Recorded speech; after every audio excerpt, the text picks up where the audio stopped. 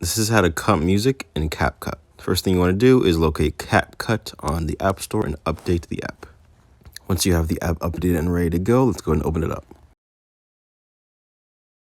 And here we will either open a new project, a brand new one, or open back up a project that we've worked on previously. Once you have imported and opened up your project, let's go ahead and add some audio/music to it. So here in the bottom, you see where it says audio. We're gonna press that.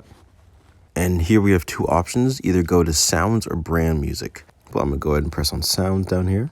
And here you can search for any song or artists or any music that you like to add, whatever the case may be. For this example, I'm going to use this sound. Once you find the sound that you're looking for, you want to press on it and click the plus icon. And here you see the music is now added. So if I play it,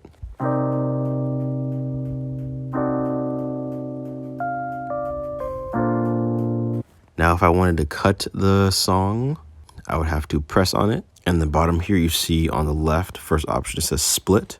Hit that. And as you can see, it's split it into two now. So if I wanted to keep the music at the length of my video here, I would press on this other half and then press on delete bottom here. That is how you cut music in Capcut.